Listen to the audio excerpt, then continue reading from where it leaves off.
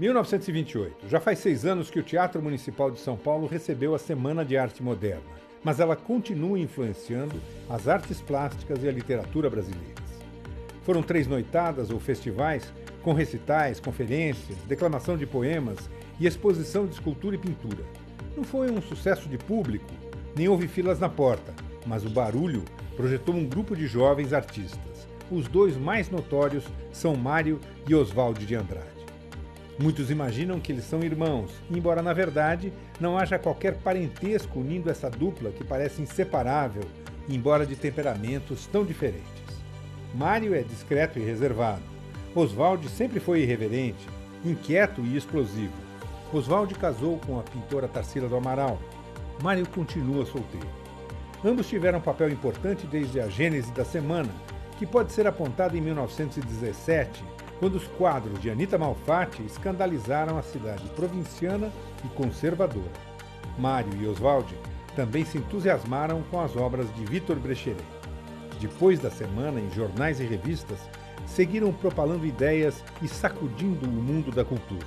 Agora, Oswald tem um novo manifesto, o Antropofágico, enquanto Mário criou, em apenas 6 dias, Macunaíma, a história de um herói ou anti-herói sem nenhum caráter.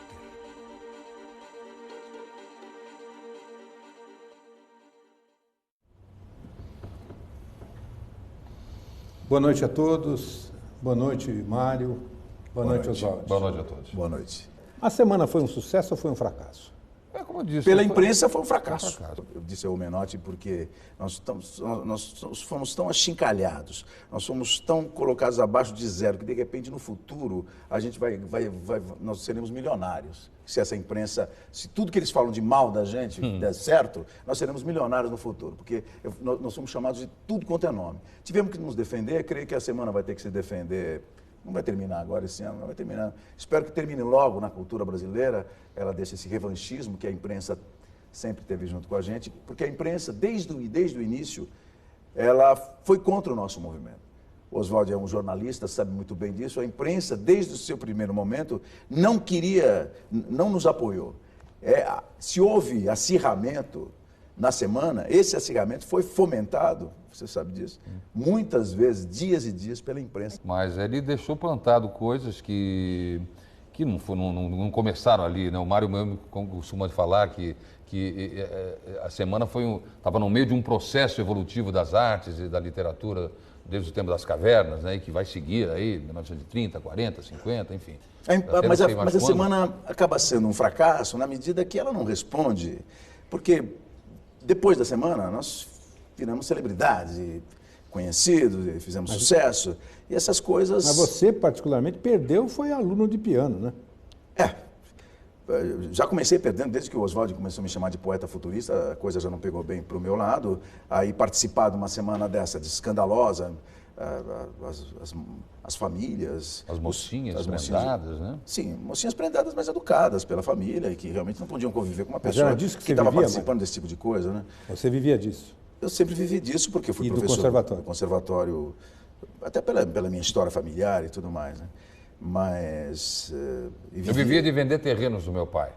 Ah, é? Assim, volta e meia eu catava um terreno, vendia, vivia ali eu queria entender um pouco, a sua origem qual é, Oswaldo? A sua família vem de onde? Eu venho de uma família que, da parte da minha mãe, Dona Inês, é uma família de fundadores do estado do Pará, né? Do meu pai é de fazendeiros, e de Minas Gerais, de Baipendi, e que pouco a pouco foi comprando terras em São Paulo, toda essa região de Pinheiros, né? Pertencia a meu pai, uma grande parte da Consolação, e com a morte dele fomos vendendo, fomos nos desfazendo disso. E você cresceu onde, né? Aqui em São Paulo? Eu cresci em São Paulo, aqui na Prazível Rua Barão de Itapetininga, que até hoje deve ser uma rua muito calma, muito tranquila, né? Não é? Não é? Enfim, era uma rua que me lembro de jogar bola, descalço pela rua. Era uma rua bastante calma e gostosa de se viver. Poema sobre a maré. Você falou alguma coisa sobre parentesco. Nós não temos nenhum parentesco, embora Andrade seja um nome do meu pai, Carlos Augusto. Olha só para entender, por que Mário de Andrade? O seu nome inteiro não é esse, entendeu? Mário Raul Soares de Andrade. Ele queria ser meu irmão, é isso? No fundo é isso, ele queria ser meu irmão, sempre desejou isso. Não. Mário Raul Moraes de Andrade, porque o meu avô, doutor Joaquim Almeida Leite de Moraes, ilustre homem da burocracia e do governo paulistano, tinha o meu pai como o seu assistente, né, como o seu secretário. O meu pai é um homem de origem humilde, um homem... Sua avó foi escrava? Minha avó foi escrava, enfim, por parte do meu pai.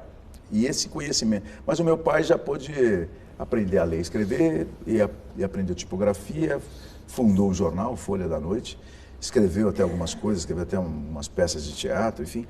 O meu pai, como secretário do meu avô, doutor Joaquim, ele acabou conhecendo a minha mãe, Dona Maria Luísa, recebeu a permissão do meu avô para que eles se casassem. Então, na verdade, Moraes do meu avô e Andrade, por parte do meu pai. E você reduziu por quê? Para Mário de Andrade. Aí porque um escritor não cabia um nome enorme, né? Ele sempre achou que o Andrade já trazia em si uma genialidade, né? Ele via em mim, talvez é isso? Não. Até porque quando eu nasci na Rua Aurora, eu nasci lá em 1893, você já tinha 3 anos. Acho que você já jogava bola na Barão de Tapetininga. Agora, então a sua vida, Mário, não foi tão tranquila quanto a do Oswald? Não foi tranquila, até porque a nossa família morou até 1917, até 1918 ali no Largo do Paissandu. E depois foi para Lopes Chaves. E depois do Largo do Paissandu, meu pai comprou um grande terreno ali na Barra Funda, agora está crescendo cada vez mais, mas era um bairro muito afastado. Ainda afastado. Afastado. Hoje em dia, a São João já chega até lá. Já. Eu acho que a São João vai chegar até mais do que isso daí. Mas aí, meu pai comprou o terreno e nós fizemos 3 casas. Naquele tempo, morávamos todos num casarão enorme aqui no Largo do Paissandu. E vocês, em julho de 1922, chega a Tarsila do Amaral. A Tarsila do Amaral. Paixão fulminante. Ela chegou logo depois da semana, em junho, né? E nos só não encantou participou a todos. por causa disso. Porque chegou tarde. O navio atrasou. Enfim. Mas ela se integrou imediatamente. Ela virou nos encantou a todos cinco, né, e abriu seus salões também, o seu ateliê para que nos reuníssemos, né? Hoje a gente se lá onde se formou o grupo dos 5, que eram eu, ele, a Anitta, a Tarsila e o Menotti. Quer dizer, era um grupo. E acabou você se casando com o Tarsila. Casamos em 26, né? Casamos em 26 e tivemos por padrinho o presidente Washington Luiz, já era presidente nessa época, né? E a dona Azeitona, quer dizer, a dona Olívia. Olívia Guedes Penteado, exatamente. Entendi. E a arte da Tarsila, de alguma forma, marcou essa cultura pós-Semana de Arte Moderna. E influenciou, inclusive, num certo sentido, a obra de vocês. A literatura, sim. Com certeza. Eu acredito, inclusive, Oswaldo me permite, que a influência da Tarsila sobre, ou claro, evidente, a influência do Oswaldo sobre a Tarsila. O Oswaldo Tanto que você usou a expressão Tarcivaldo, né?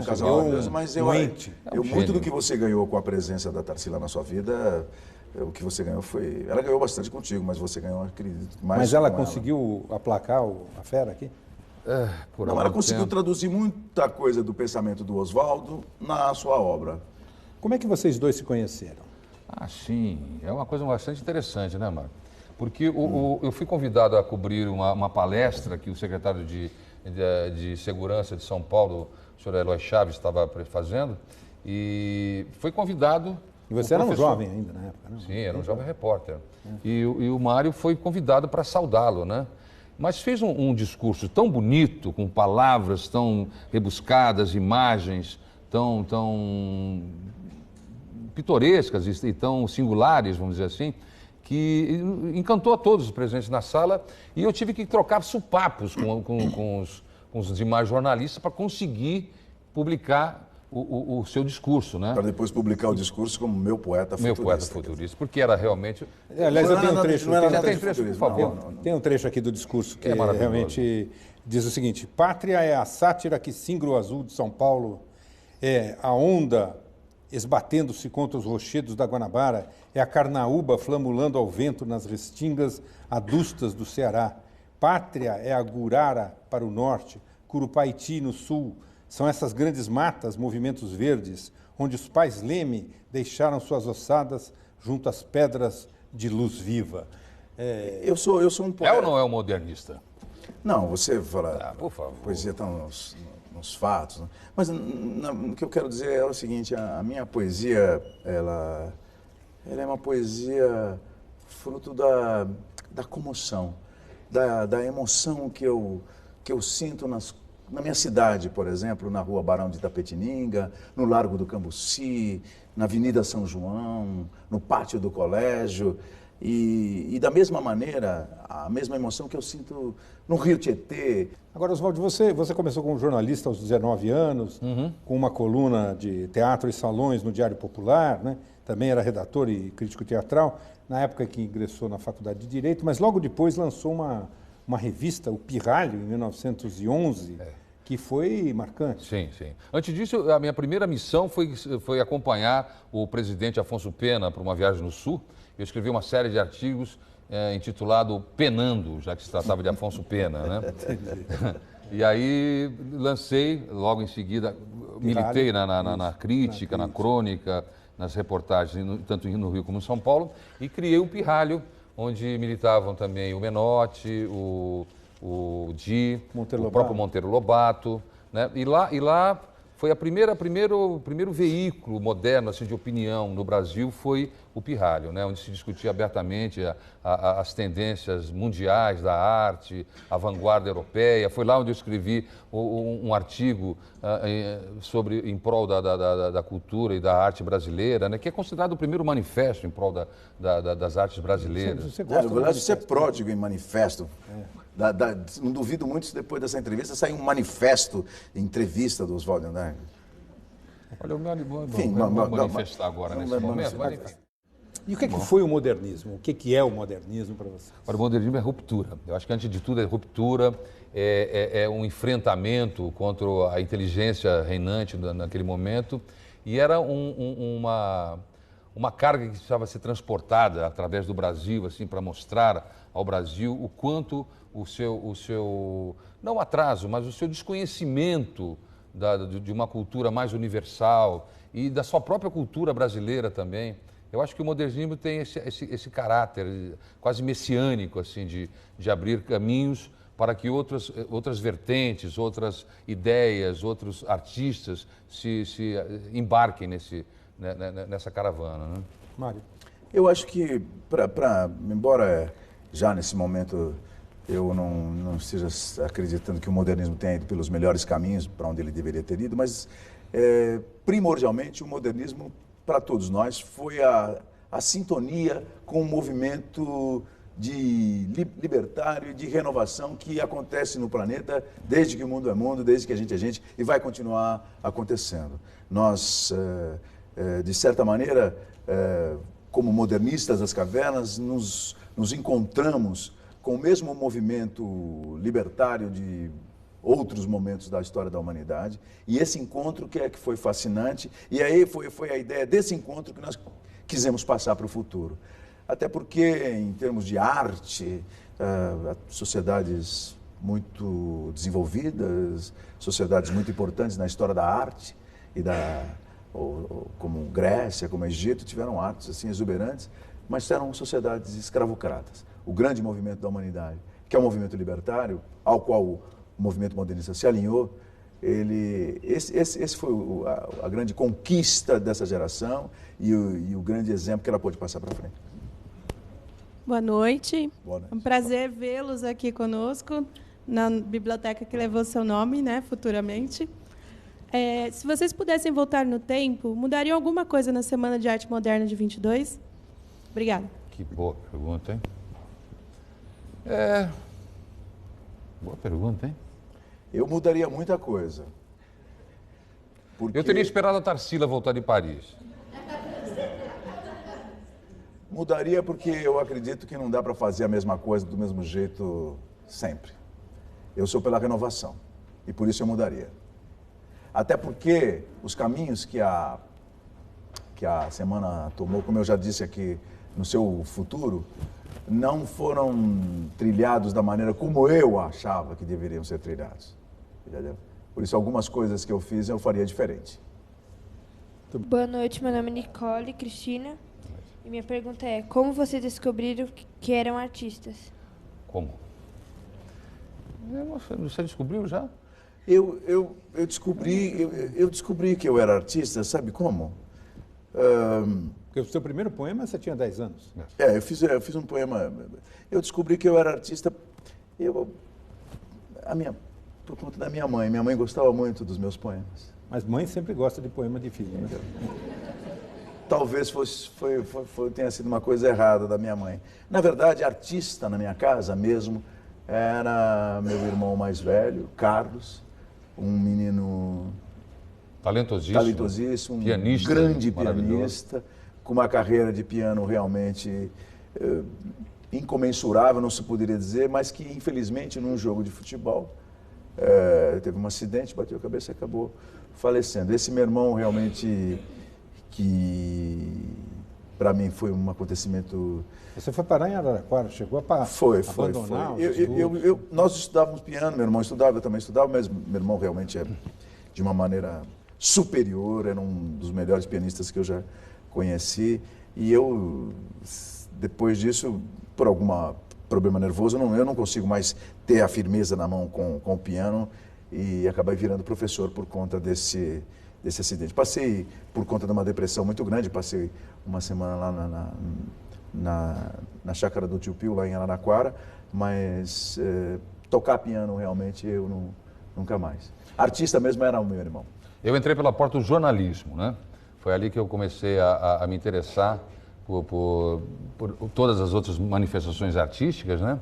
E, por incrível que pareça, eu comecei escrevendo em francês, né? As primeiras peças de teatro que eu escrevi foram em francês, em parceria com o Guilherme de Almeida, e que hoje eu acho um absurdo, né? Você sempre teve essa coisa de francês, o cubismo. Mário, você precisa ir para a Europa ver o cubismo. Mário, você precisa ir para a Europa. Você foi um chato que nunca quis sair do Brasil, entendeu? Não, mas essa coisa de Europa com você é uma coisa fantástica.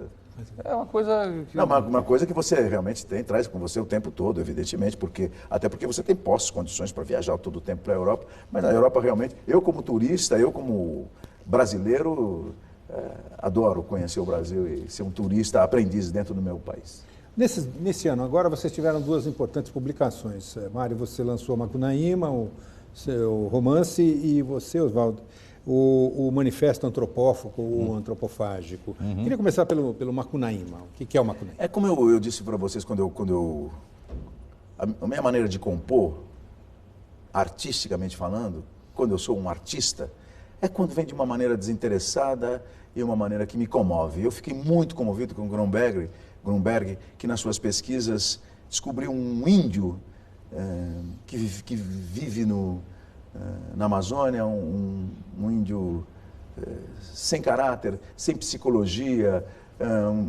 um índio... E eu me identifiquei com esse... Sou quase um indianista hoje em se trata de Macunaíma, né?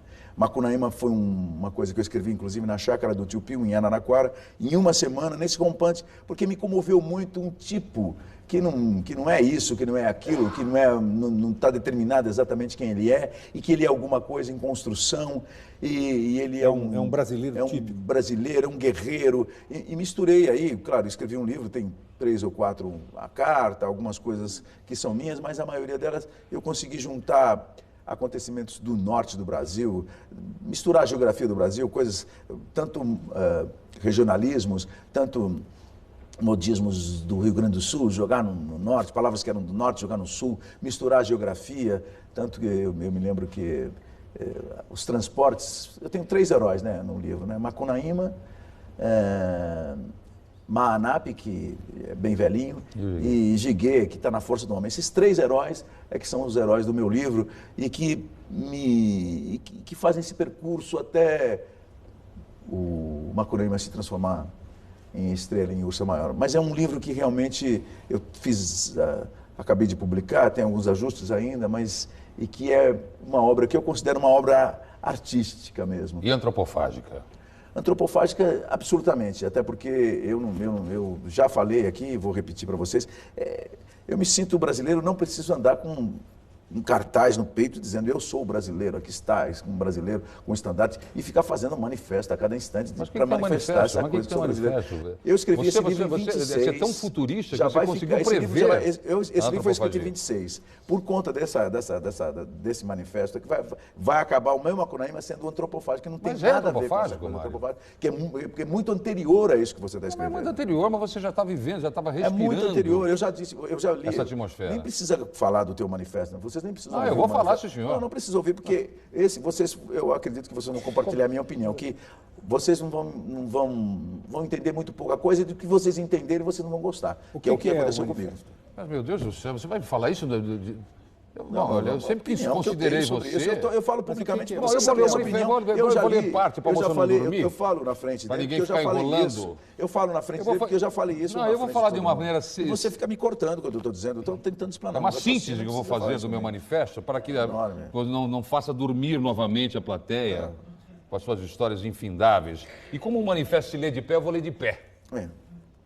Só a antropofagia nos une. Socialmente, economicamente, filosoficamente. To be or not to be? That's the question. É uma blague, né? Contra todas as catequeses. Só me interessa o que não é meu. Lei do homem, lei do antropófaga. Nunca fomos catequizados. Vivemos através de um direito sonâmbulo. Fizemos Cristo nascer na Bahia ou em Belém, do Pará. O espírito recusa-se a conceber um espírito sem corpo. Antes de Portugal descobrir o Brasil, a gente tinha descoberto a felicidade. A alegria é a prova dos 9. Contra a realidade social vestida e opressora, cadastradas por Freud. A realidade sem complexos, sem loucuras, sem prostituição, sem as penitenciárias da matriarcado de Pindorama. O índio é nosso.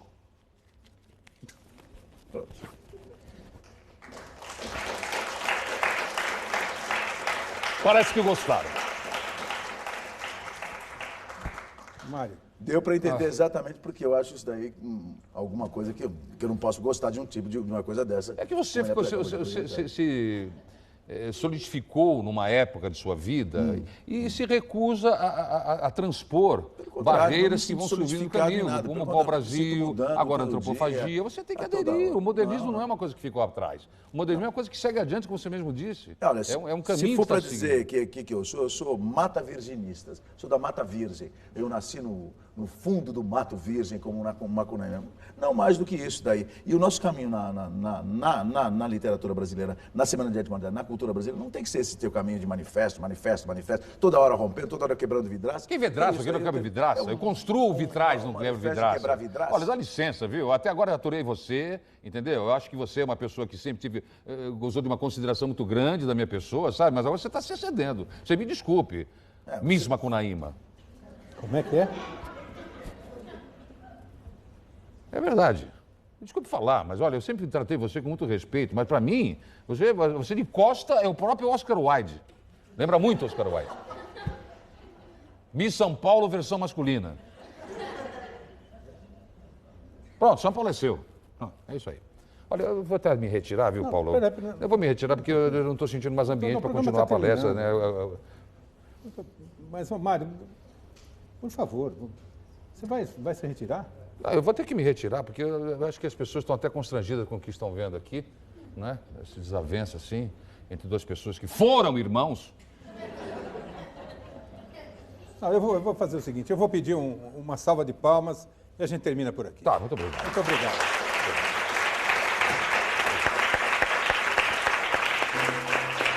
Por favor, não vamos brigar, Mário. Por favor, não vamos brigar. Eu acho que deixa para depois.